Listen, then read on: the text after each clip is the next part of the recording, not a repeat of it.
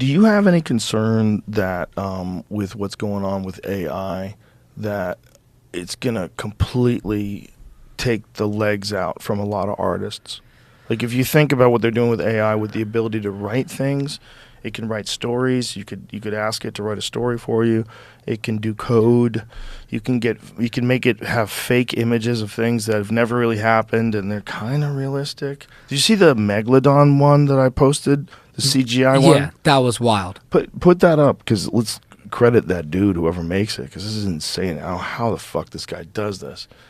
But there's a guy, whatever his Instagram page is, I reposted it yesterday. He did a CGI of a megalodon attacking a boat and then fucking up a helicopter. It's so crazy how real it looks.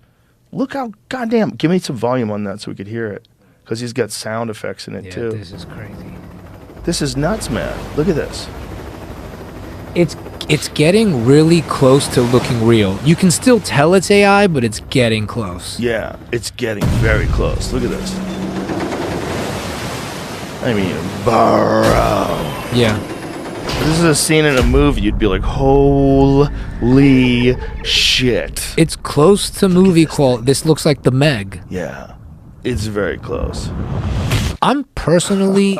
That's amazing. Yeah. It's fucking amazing. That's computer generated. It's nuts. It is. The AI, I'm not threatened by it, but I feel like certain people, if you're like an assignment writer or an assignment director or a special effects guy, maybe. I feel like the really good special effects people are not worried. But like, you know. I think they should be worried. The thing that AI can't replicate is not your actual physical voice sonically, but you're like the way your brain is going to move and the choices you're going to make, your actual literary voice. I don't think the machine can replicate that. But what if it can?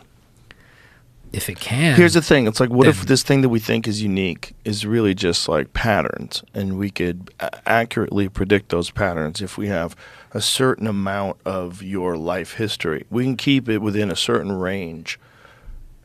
You know? Like, what if you came home one day and your wife replaced you with a robot that looks exactly like you, but it's programmed perfectly?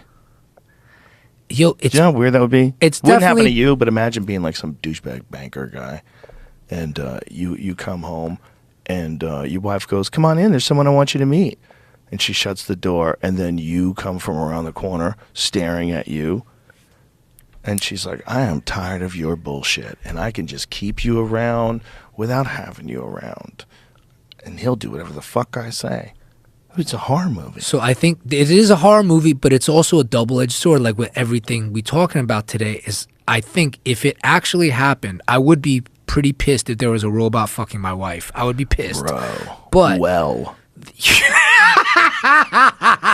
he's you, but he's never gets tired. He doesn't even eat food. Here's the thing I think about with like people is I think the most distinctive specific thing that makes us who we are is your actual human spirit. Yeah. Now, for the AI to replicate that, that would mean that your human spirit has a signature and a code that can actually be codified. That's what we're asking. Mm-hmm.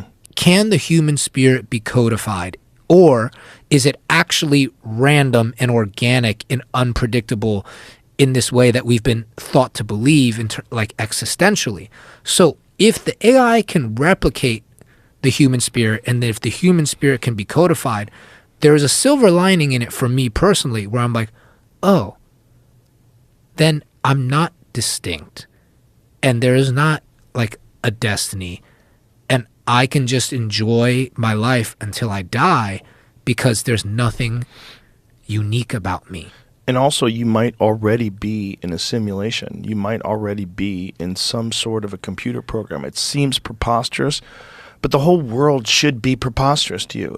It should seem crazy that we're on the brink of nuclear war. It should seem crazy that we're counting down the days till the iPhone 15 comes out.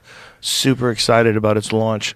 Like, what are we doing? Like, if each individual, all of it's crazy. Yeah, if each individual person could be codified into like a QR code of your human spirit. When we're asleep in one night, a computer could simulate 3,000 years of human civilization. Easily. It could literally probably do more, that. because it would probably create a better computer that has even more capacity and more capability. And then if it did that, then what's not to say like it can manipulate time and space? Now, that's the next. Can you manipulate time and space? Of course you can. You just have to figure out how. And we're not close to that yet. But if we're close to making something that figures it out, that makes more sense. Right now we're manipulating existence. Yeah. So then the question is, can existence be boiled down to a code? I think that's the question of this era, this generation right now. And also the ability to travel to anywhere, the ability to rewrite your genetics, to reverse aging, stop it dead in its tracks, cure diseases, regrow limbs. I mean, they're on the verge of some pretty wild physical discoveries too. Yeah. There's a lot of stuff that's happening simultaneously, like all over the world. And then on top of that, AI is emerging. And the people, I mean, I don't know enough about this to really comment without just being silly, but the people that don't know what's going to happen, who are educated in it, they're scaring the shit out of me. The people that don't know, the people like... See, why are you scared? So, and not to be like, why are you scared? I don't want to say it like that. But like, for me, because I'm a bitch, idiot. No, man, no, it's not like that. I meant it this way, in that existentially, like, if we're meaningless, like, I think the way that people have organized society and tribalism, culture, everything, is to say there is a meaning to life. Like, it's in your best interest to assume that there is a meaning to your life. Sure. To not assume that would be like, ooh, that could be sad. But if your life actually doesn't have meaning, maybe it's even more fun. Yeah. Who knows? There's a possibility to that. And there's the inevitable. Like, whether you freak out or not, this stuff is moving in a very specific direction. It's not moving in a place where it's going to slow down and go back to the Stone Age. The only thing that's going to happen, if that happens, we're either going to blow ourselves up, or we're going to get hit by something, or there's going to be a super volcano. One of those things, or something else, some other natural disaster, something big. That's the only way we get out of this without becoming bionic.